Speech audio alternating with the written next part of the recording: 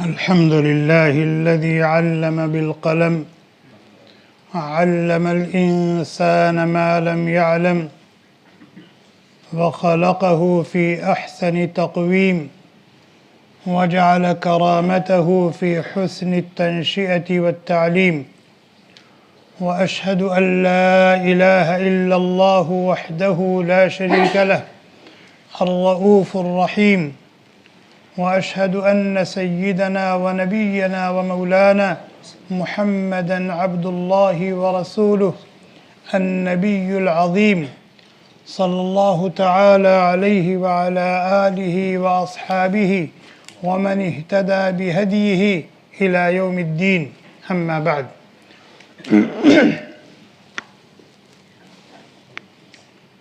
أعوذ بالله من الشيطان الرجيم بسم الله الرحمن الرحيم إن الشيطان لكم عدو فاتخذوه عدوا إنما يدعو حزبه ليكونوا من أصحاب السعير عن جابر رضي الله عنه قال قال رسول الله صلى الله عليه وسلم إن الشيطان يضع عرشه على الماء ثم يبعث سراياه فأدناهم منه منزلة أعظمهم فتنة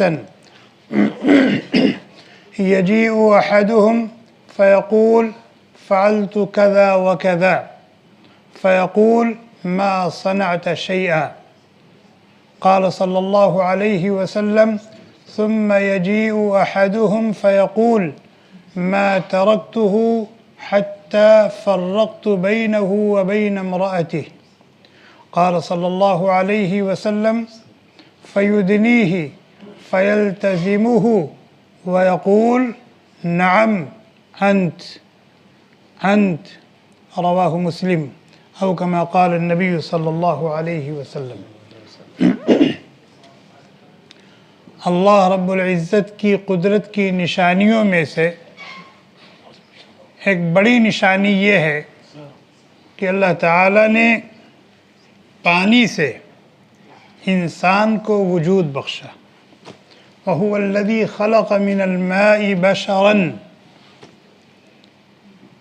پانی کے قطرے سے، وہ بھی انتہائی گندا اور ناپاک قطرہ جس کو خود فرمایا مائع مہین بے وقعت بے ویلو پانی سے، جس کو ہم نطفہ کہتے ہیں، منی کہتے ہیں، اس سے اللہ تعالیٰ نے انسان کو پیدا کیا.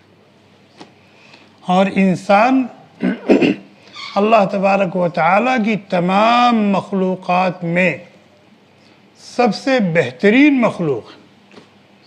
اللہ تعالیٰ کہتے ہیں لَقَدْ خَلَقْنَا الْإِنسَانَ فِي أَحْسَنِ تَقْوِيمٍ، ہم نے انسان کو سب سے بہترین شکل و صورت میں پیدا کیا. اور پھر اللہ تعالیٰ نے تمام انسانوں کو رشتوں ناتوں میں جوڑ دیا. تمام انسانوں کو رشتوں ناتوں میں جوڑ دیا. فَجَعَلَهُ نَسَبًا وَصِهْرًا، یہ ماں باپ ہیں، یہ بیٹے بیٹیاں ہیں، یہ دادا دادی ہیں، یہ پوتے پوتیاں ہیں، یہ نانا نانی ہیں، یہ نواسے نواسیاں ہیں، یہ بھائی بھائی ہیں، یہ بہن بہن ہیں، یہ بھائی بہن ہیں، یہ بہن بھائی ہیں، یہ چچا ہے، یہ بھتیجا بھتیجی ہے، یہ بھتیجے بھتیجیاں ہیں، یہ پھوپھی ہیں، یہ خالہ ماموں ہیں، یہ بھانجے بھانجیاں ہیں. رشتے ناتے ہیں کہ نہیں ہیں؟ یہ داماد ہے، یہ ساس سسر ہے، یہ بہو ہے، یہ ساس سسر ہے.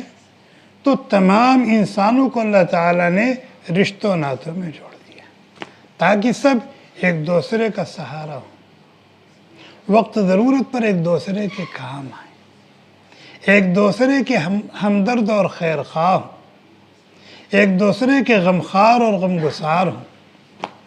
اور انہی رشتوں میں ایک رشتہ ہے میاں بیوی کا. ان تمام رشتوں میں جتنے رشتے پائے جاتے ہیں، قریب کے یا دور کے، ان تمام رشتوں میں سب سے قیمتی، سب سے مبارک، سب سے نازک، سب سے زیادہ حساس کون سا رشتہ ہے؟ شاباش. ان تمام رشتوں میں سب سے زیادہ قیمتی رشتہ، سب سے زیادہ مبارک رشتہ، سب سے زیادہ نازک، سب سے زیادہ حساس کون سا رشتہ ہے؟ میاں بیوی کا رشتہ. میاں بیوی کا رشتہ. اور اسی رشتے پر دنیا کا نظام قائم ہے. اگر یہ رشتہ نہ ہو، توالد و تناسل کا سلسلہ موقوف ہو جائے تو 60-70 سال میں دنیا ختم ہو جائے گی.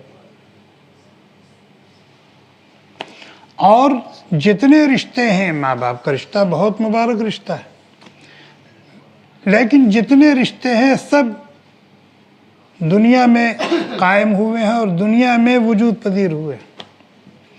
ایک رشتہ ایسا ہے جو جنت میں ہوا ہے، اور وہ کون سا رشتہ ہے؟ میاں بیوی کا رشتہ. اور پہلا نکاح کس نے پڑھایا؟ اللہ تعالیٰ نے. گواہ کون ہیں؟ فرشتے ہیں. میاں بیوی کون ہیں؟ آدم و حوا ہیں. اندازہ لگائیں کہ کتنا مبارک رشتہ ہے. اور یہ میاں بیوی پہلے رہے کہاں؟ جنت میں.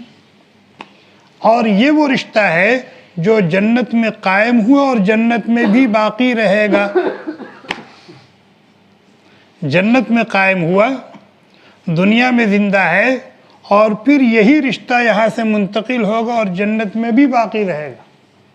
چنانچہ جو میاں بیوی بحیثیت میاں بیوی کے دنیا سے گئے ہیں، وہ جنت میں بھی میاں بیوی بن کر کے رہیں گے.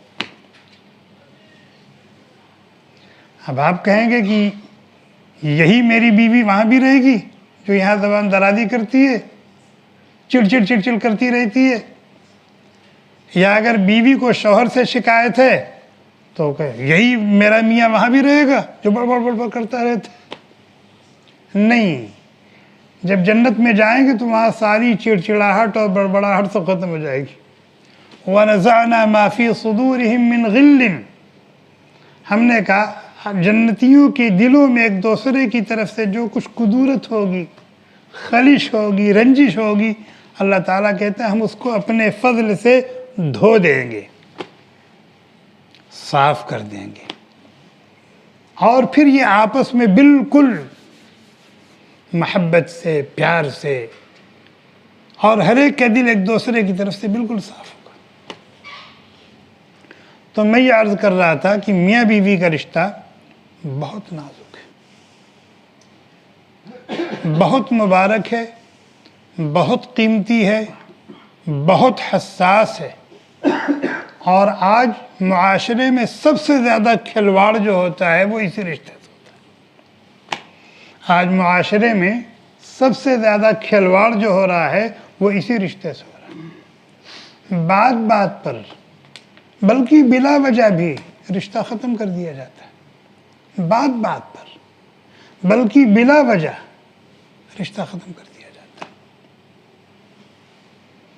اور شیطان انسان کا دشمن ہے، اور خاص طور پر اہل ایمان کا دشمن ہے. اور اس کی پوری کوشش ہوتی ہے کہ کسی بھی طرح سے ان کو اللہ سے دور کیا جائے، ان کو پریشان کیا جائے، دنیاوی اعتبار سے اور اخروی اعتبار سے. خاص طور پر اس کی پوری کوشش جو ہوتی ہے اس رشتے میں جس کو اللہ تعالیٰ نے اپنی قدرت سے جوڑا ہے، اور اللہ تعالیٰ نے اپنی رحمت سے دونوں کے دلوں میں پیار اور محبت ڈال دیا ہے. وَمِنْ آيَاتِهِ أَنْ خَلَقَ لَكُم مِّنْ أَنفُسِكُمْ أَزْوَاجًا. اللہ کی قدرت کی نشانیوں میں سے ایک بڑی نشانی یہ ہے کہ تمہاری ہی جنس سے اللہ تعالیٰ نے تمہارا جوڑا بنایا. مرد کو عورت کا جوڑا بنایا، عورت کو مرد کا جوڑا بنایا. وَجَعَلَ بَيْنَكُمْ مَوَدَّةً وَرَحْمَةً. ایک ایران کا رہنے والا، وہ توران کی رہنے والی، لیکن جہاں نکاح ہو گیا تو دونوں ایک دوسرے پر اس طرف فدا ہو جاتے ہیں، قربان ہو جاتے ہیں، اور اپنے آپ کو دوسرے کے حوالے کر دیتے ہیں جیسے لگتا ہے بہت پرانی شناسائی ہے، بہت پرانا تعلق ہے، یہ محبت کہاں سے آ گئی؟ ایک نظر دیکھتے ہی یا صرف النکاح من سنتی یہ ہوا اور یہ اتنی محبت ہو گئی؟ اللہ تعالیٰ کہتے ہیں یہ محبت ہم نے ڈالی. وَجَعَلَ بَيْنَكُمْ مَوَدَّةً وَرَحْمَةً، ہم نے تمہارے درمیان محبت، پیار، شفقت اور ہمدردی کا جذبہ ڈال دیا. چنانچہ اگر اللہ تعالیٰ دو دلوں کو نہ جوڑیں، مثلا میاں بیوی کا دل جڑا نہیں، نکاح ہو گیا لیکن دل نہیں جڑا، دنیا کی کوئی طاقت نہیں جوڑ سکتی. اور اگر اللہ تعالیٰ نے پیار و محبت ڈال دیا دونوں کے دلوں میں تو تعویذ گنڈوں سے بھی ان کو نہیں توڑا جا سکتا. تو میں یہ عرض کر رہا تھا کہ یہ بہت نازک رشتہ ہے، اور شیطان اس رشتے کو بطور خاص خراب کرنے اور ختم کرنے کی فکر میں لگا رہتا ہے. ایڑی چوٹی کا زور لگا دیتا ہے کہ شوہر کو بیوی سے بدگمان کرے، بیوی کو شوہر سے بدگمان کرے، دونوں کو آپس میں تو میں دونوں میں ہو جائے، دونوں کو لڑا دے اور لڑا دے یہاں تک کہ رشتے کو ختم کر دے، آگ لگا دے. ابھی میں نے ایک حدیث آپ کو سنائی ہے، حضرت جابر رضی اللہ تعالی عنہ راوی ہیں، مسلم شریف کی روایت ہے.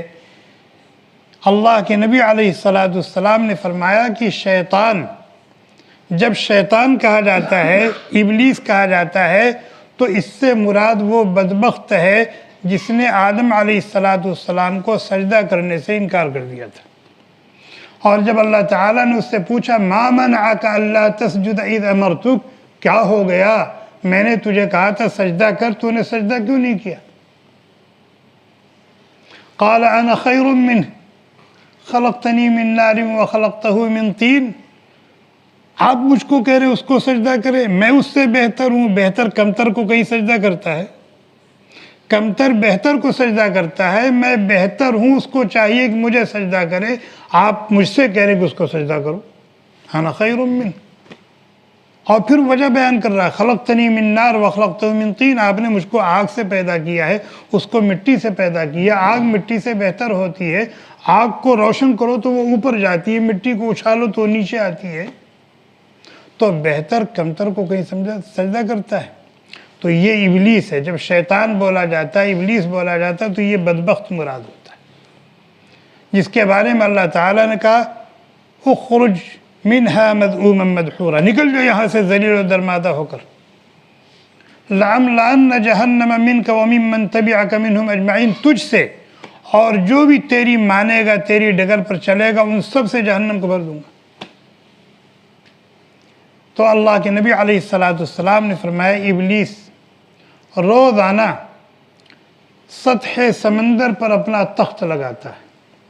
سطح سمندر اس لیے کہ اتنی بڑی جگہ اور کہاں ملے گی اس کو، اتنی بڑی جگہ کہاں ملے گی، اس کے لیے چیلے چپاڑے ہیں بہت. تو سطح سمندر پر اپنا تخت لگاتا ہے اور اس کی جتنی ذریت ہے وہ وہاں آتی ہیں اور پھر ان کو وہ کام پر بھیجتا ہے. ان ابلیس یضع عرشہ علی الماء ثم یبعث سرایاہ، پھر وہ کام پر بھیجتا ہے، جاؤ کام پر. اور پھر جب وقت ہوتا ہے تو سب اپنا اپنا کام کر کے اپنی اپنی ڈیوٹی انجام دے کر آتے ہیں واپس. پھر وہ وہی بیٹھا رہتا ہے، وہ ہر جگہ نہیں جاتا، وہ میرے پیچھے، آپ کے پیچھے، ان کے پیچھے نہیں، وہ ایک جگہ بیٹھا ہوا اپنے تخت پر اپنے کارندوں کو دوڑاتا ہے، ان کو کام پر لگاتا ہے. پھر یہ سب اپنی ڈیوٹی انجام دے کر واپس جاتے ہیں. پھر ان سے کارگزاری لیتا ہے، ہاں بھائی کیا کارنامہ آج انجام دیا تم نے؟ تو کہتا ہے میں نے تو آج فلاں کو شراب پلا دیا. ما فعلت شيء، کچھ نہیں کیا. ما صنعت شيء، کچھ نہیں کیا. آج میں نے فلاں کا منہ کالا کرا دیا، بدکاری میں مبتلا کر دیا. ما صنعت شيء، کچھ نہیں کیا. آج میں نے فلاں اور فلاں میں قتل و قتال کرا دیا، لاشوں پہ لاشیں گر گئیں. ما صنعت شیء، تم نے کوئی خاص کام تو کیا نہیں، تم نے کوئی خاص کام نہیں کیا. چنانچہ سب آتے ہیں اور اپنی اپنی کارگزاری سناتے ہیں اور سب کے بارے میں یہ کہتے ہیں ما صنعت شیء، کوئی خاص کام تم نے نہیں کیا. اللہ کے نبی علیہ السلام فرماتے ہیں ثم یجیء احدهم فیقول، پھر ایک شخص ایک آتا ہے اس کے پاس اور کہتا ہے ما ترکتہ حتی فرقت بینہ وبین امراتی، میں فلاں میاں بیوی کے پیچھے لگا دونوں کے دلوں میں ایک دوسرے کی طرف سے بدگمانی ڈالی اور دونوں کو الجھایا، یہاں تک کہ اس سے وہ تو میں پر آ گئے، پھر تو میں سے لڑائی جھگڑے پر آ گئے، پھر اس نے کہا میں نے تجھے نہیں رکھنا، اور اس نے کہا میں نے تیرے ساتھ نہیں رہنا، یہاں تک کہ معاملہ ختم ہو گیا، یہاں تک کہ معاملہ ختم ہو گیا. اللہ کے نبی علیہ السلام فرماتے ہیں اس کی یہ کارگزاری سن کر شیطان خوشی سے ناچنے لگتا ہے. فَيُدْنِيهِ مِنْهُ، اس کو اپنے قریب بلاتا ہے. فَيَلْتَزِمُهُ، اس کو اپنے سینے سے چمٹاتا ہے اور کہتا ہے نعم انت، ہاں تم نے بڑا کام کیا، تم نے بڑا کام کیا، تم نے بڑا کام کیا. کیوں؟ بھئی میاں بیوی کے درمیان تفریق کرا دی، شیطان اس سے اس قدر خوش ہو رہا ہے اور کرنے والے کو شاباش دے رہا ہے اور اپنے سینے سے لگا رہا ہے اور خود رقص کر رہا ہے، ناچ رہا ہے. کیوں؟ میاں بیوی کا رشتہ ختم ہو گیا، اس کی وجہ سے نہ جانے کتنی بگاڑ اور کتنے فساد اور کتنی برائیاں وجود میں آئیں گی، آتی نہیں آتی. تفریق ہونے کے بعد وہ الگ رو رہا ہے، پچھتا رہا ہے، وہ الگ رو رہی ہے، پچھتا رہی ہے، پریشان ہو رہی ہے، اور اگر بچے ہیں تو بچوں کا مستقبل ہی تباہ ہو گیا. اگر بچے باپ کے ساتھ گئے تو ماں کے جیتے جی بچے بغیر ماں کے ہو گئے، اور اگر بچے ماں کے پاس ہیں تو باپ کے جیتے جی بچے بغیر باپ کے ہیں، اور بغیر باپ کا بچہ اس کی تربیت کیسے ہوگی، اس کی پرورش کیسے ہوگی، اس کی ضروریات کا بندوبست کیسے ہوگا، اس کی تعلیم کیسے ہوگی.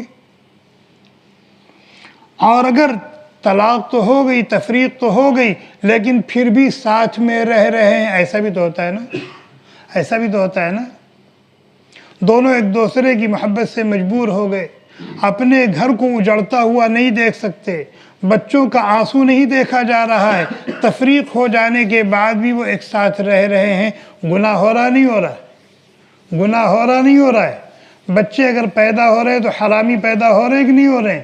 اور اگر تفریق ہو گئی تو صرف مسئلہ ان دونوں کا نہیں ہے، دونوں خاندانوں میں دشمنی ہو جاتی کہ نہیں ہو جاتی، اور اس دشمنی کی وجہ سے مقدمے بازیاں ہوتی ہیں، لڑائی جھگڑے ہوتے ہیں، غیبتیں اور چغلخوریاں ہوتی ہیں، اور بہت ساری جگہوں پر تو بندوقیں نکل آتی ہیں اور لاشوں پہ لاشیں گر جاتے ہیں. ہوتا ہے کہ نہیں ہوتا ہے؟ ہوتا ہے کہ نہیں ہوتا ہے؟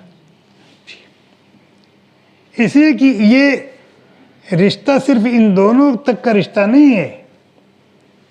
اگر یہ قائم ہے اور محبت اور پیار کے ساتھ دونوں عہد و پیمان کی مشعل تھامے آگے بڑھ رہے ہیں میاں بیوی، تو اس سے کتنا خیر وجود میں آتا ہے، کتنا خیر وجود میں آتا ہے. اس لیے کہ یہ پورا ایک معاشرہ ہے اور پورا ایک گھرانہ اس پر قائم ہو رہا ہے، خاندان وجود میں آ رہا ہے، اور رشتہ ختم ہو جانے سے پورا تاج محل بکھر جاتا ہے، ایک خاندان کا پورا. تو یہ حدیث پڑھ کر، یہ واقعہ سنا کر مجھے صرف توجہ دلانا اس طرف کہ یہ رشتہ انتہائی نازک ہے، انتہائی حساس ہے، اور شیطان جو آپ کا کھلا ہوا دشمن ہے، اللہ تعالیٰ نے فرمایا ان الشیطان لکم عدو، شیطان تمہارا بڑا دشمن ہے. کون کہہ رہا ہے؟ اللہ تعالیٰ کہہ رہے ہیں شیطان تمہارا بڑا دشمن ہے، اس میں کچھ تخلف ہو سکتا ہے؟ جب اللہ نے کہہ دیا کہ یہ تمہارا دشمن ہے تو اس کے دشمن ہونے میں کوئی شبہ، اس کی عداوت و دشمنی میں کوئی شبہ؟ اللہ تعالیٰ کہتے ہیں فَاتَّخِذُوهُ عَدُوًّا، جب وہ تمہارا کھلا ہوا دشمن ہے تو اللہ کے بندو، اللہ کی بندیوں، تم بھی تو اس کو دشمن سمجھو، تم بھی تو اس کو دشمن سمجھو، اس کی باتوں میں نہ آؤ، اس پر توجہ نہ دو۔ ان الشیطان ینزغ بینہم، شیطان دلوں میں جڑے ہوئے دلوں میں درار ڈالتا ہے، چاہے وہ دو دوست ہوں، چاہے وہ میاں بیوی ہوں، ان کے دلوں میں درار ڈالتا ہے۔ اس کا علاج کیا ہے؟ وَإِمَّا يَنزَغَنَّكَ مِنَ الشَّيْطَانِ نَزْغٌ فَاسْتَعِذْ بِاللَّهِ، فوراً اللہ کی پناہ میں اپنے آپ کو دے دو، اعوذ باللہ من الشیطان الرجیم، میں اپنے آپ کو اللہ کی پناہ میں دیتا ہوں شیطان مردود کے شر سے، اس کی خباثت سے، اس کی دشمنی سے، اس کی بدماشی سے۔ اور آپس کا جو رشتہ میاں بیوی کا ہے اس کو سنبھالنے کی بہت کوشش کرنی چاہیے، اور ایک دوسرے کی معمولی سی فروگزاشت کو نظر انداز کر دینا چاہیے۔ نہ تو مرد بیوی کی ہر نقل و حرکت پر نظر رکھے اور اس کی گرفت کرے، اور نہ بیوی مرد کی ہر نقل و حرکت پر نظر رکھے اور اس کی گرفت کرے، بلکہ یہ رشتہ نبھے گا، اور صرف نبھے گا نہیں، اس میں محبت اور پیار کے پھول کھلیں گے جب دونوں ایک دوسرے کے مزاج کو اچھی طرح سے سمجھ لیں، اور اپنے جذبات کو اپنے ساتھی کے جذبات پر فدا اور قربان کرنے کا حوصلہ اپنے اندر رکھیں۔ اور اس طرح سے بیگم میری تو یہ رائے، میری یہ پسند ہے، میں یہ چاہتا ہوں، لیکن اگر تیری یہ پسند ہے تو میں اپنی پسند کو تیری پسند پر قربان کرتا ہوں، چل وہ ہوگا جو تو چاہے گی۔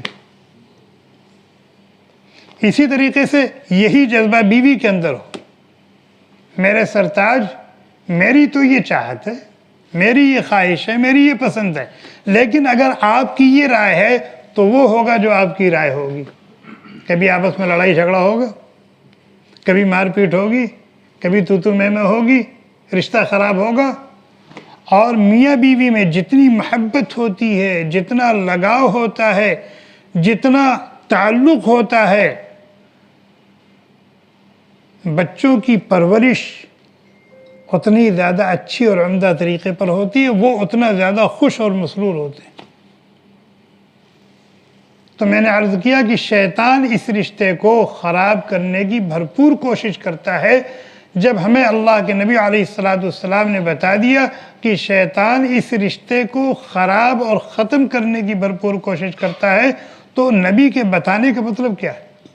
نبی کے بتانے کا مطلب یہ ہے کہ ہم اس کی اس سازش کو، اس کی اس کوشش کو کامیاب نہ ہونے دیں، اور جب بھی اس طرح کی نوبت آئے آپس میں صلح کر لیں، صلح کر کے اس کی ناک کو خاک میں رگڑ دیں، اس کی سازش کو اور اس کی پلاننگ کو، اس کے مکر و فریب کو اس کے منہ پر مار دیں۔ اگر آپ وقت دیں تو ایک واقعہ سنو۔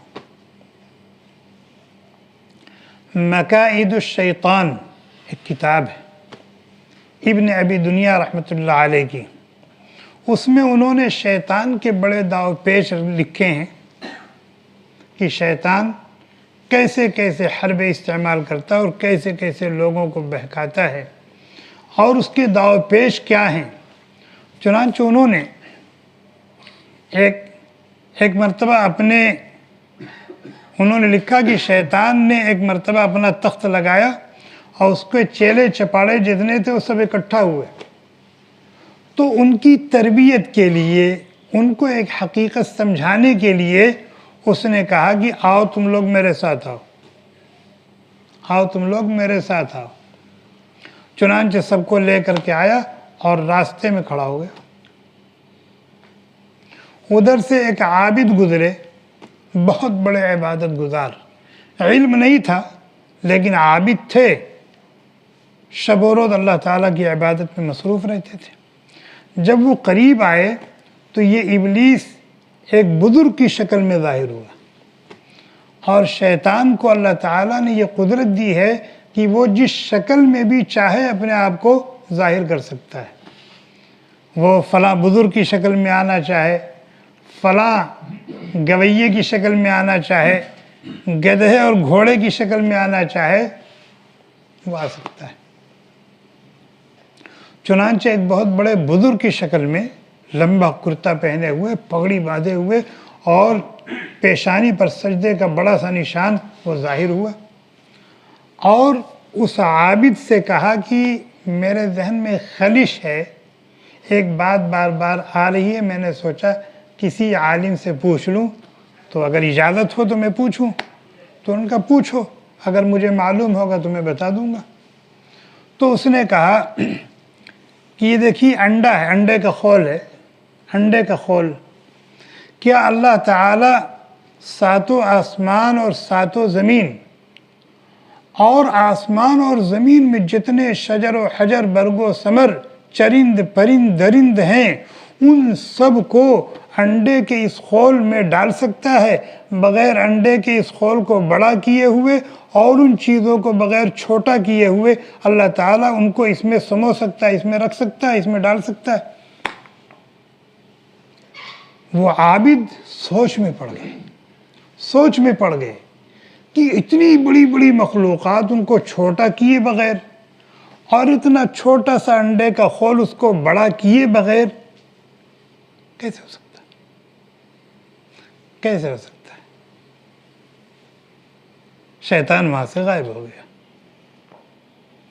اور پھر اپنے چیلوں سے کہتا ہے، دیکھ اتنا بڑا عابد ہے، لیکن اللہ تعالیٰ کی قدرت کے تعلق سے میں نے اس کے دل میں شکوک و شبہات ڈال دیے کہ نہیں ڈال دیے؟ اب یہ اسی میں گھومتا رہے گا، اب اس کی نہ نماز قبول، نہ اس کا روزہ قبول، نہ اس کا تہجد قبول، اس کی کوئی بھی عبادت قبول نہیں، اس لیے کہ اس کو اللہ کی قدرت کے بارے میں شبہ ہو گیا، اب یہ اسی بارے میں سوچتا رہے گا۔ پھر اس نے کہا اب چلو دوسری جگہ چلتے ہیں۔ دوسری جگہ گیا، وہاں بیٹھا رہا، ادھر سے ایک عالم کا گزر ہوا، وہ عالم تھے، ادھر سے گزرے تو پھر ظاہر ہوا اسی شکل میں، اور ان کے سامنے بھی وہی سوال رکھا، اور اس نے کہا کہ علامہ ذرا یہ بتائیں کہ یہ انڈے کا خول ہے، اس کو بڑا کیے بغیر آسمان اور زمین کو، اور آسمان اور زمین میں جتنا ہے، جو کچھ ہے، جس شکل میں ہے، ان کو چھوٹا کیے بغیر اللہ تعالیٰ اس میں ڈال سکتا ہے، اس میں رکھ سکتا ہے؟ انہوں نے کہا الو کے پٹھے، ان اللہ علی کل شیء قدیر، اللہ تعالیٰ ہر چیز پر قادر ہے، اس کے لیے یہ کون سی بڑی بات ہے؟ پھر اس نے اپنے چیلوں سے کہا، دیکھ ایک عالم میں اور ایک عابد میں یہ فرق ہوتا ہے، ایک عالم میں اور ایک عابد میں یہ فرق ہوتا ہے، دیکھ یہ عالم ہے، اس کے علم نے بچا لیا، اس کو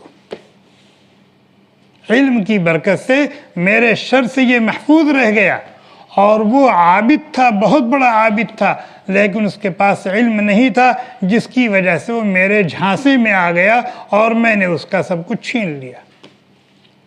یہ دکھا کر کے اس نے ان کو یہ سبق دیا کہ تم لوگوں کا بہت بڑا کارنامہ ہوگا اگر کسی کو علم دین حاصل کرنے سے روک دو، اگر کسی کو علم دین حاصل کرنے سے روک دو اور وہ علم دین نہ حاصل کر سکے، یہ تم لوگوں کا بہت بڑا کارنامہ ہوگا، اس لیے کہ عابد کو بہکانا یہ تو چٹکیوں میں ہے، لیکن عالم کو بہکانا یہ،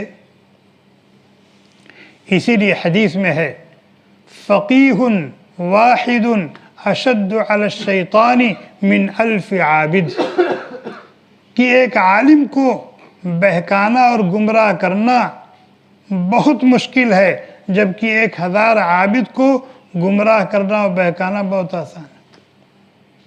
تو علم دین بہت بڑی نعمت ہے، علم دین بہت بڑی نعمت ہے، علم دین بہت بڑی نعمت ہے، اور علم دین حاصل کرنے کے لیے عمر کی کوئی قید نہیں، عمر کی کوئی قید نہیں۔ علم دین حاصل کرنے کے لیے عمر کی کوئی قید نہیں۔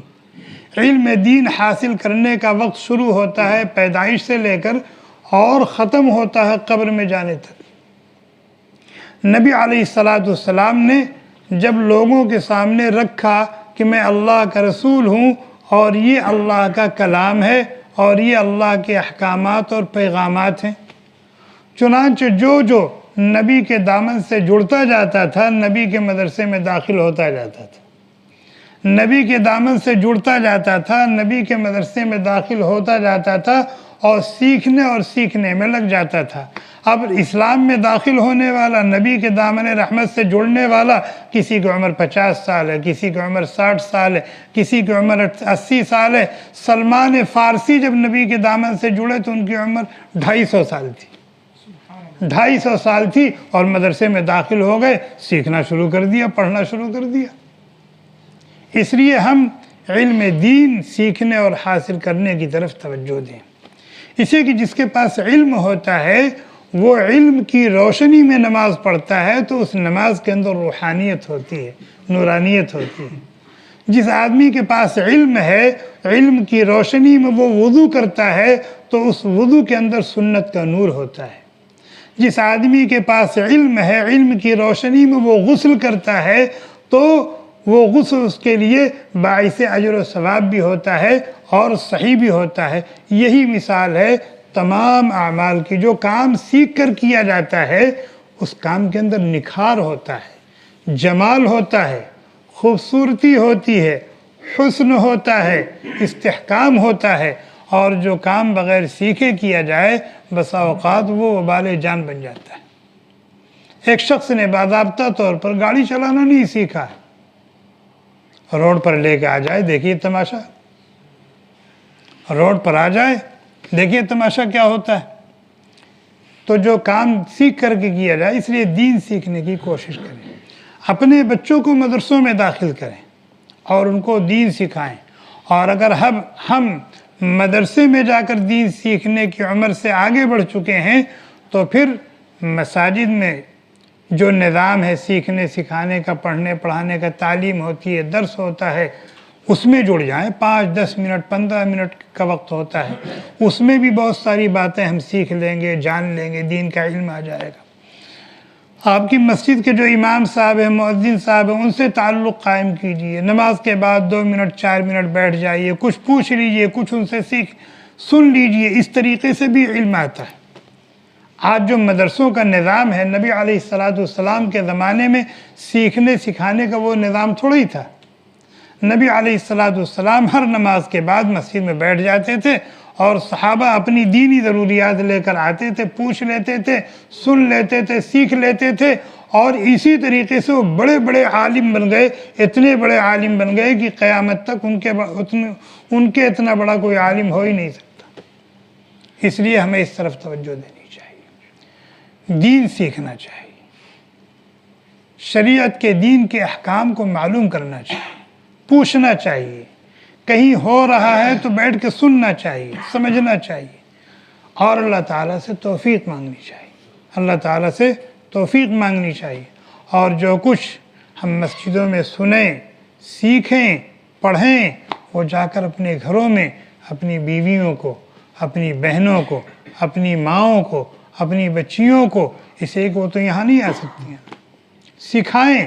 تو اس طریقے سے ایک لائق اور اچھا باپ ہونے کا ثبوت ہم دیں گے، ایک اچھا اور بہترین شوہر ہونے کا ثبوت ہم دیں گے، ایک اچھا اور بہترین بھائی ہونے کا ثبوت ہم دیں گے اپنی بہن کو سکھا کر، ایک اچھا اور بہترین باپ ہونے کا ثبوت ہم دیں گے اپنی بیٹیوں کو سکھا کر۔ اللہ تعالی ہم سب کو توفیق عطا فرمائے۔ سبحانک اللہم بحمدک، نشہد ان لا الہ الا انت، نستغفرک ونتوب الیک۔ سبحان ربک رب العزة عما يصفون وسلام على المرسلين والحمد لله رب العالمين۔ Thanks for watching. Don't forget to like, comment, share and subscribe to Al Wahid channel.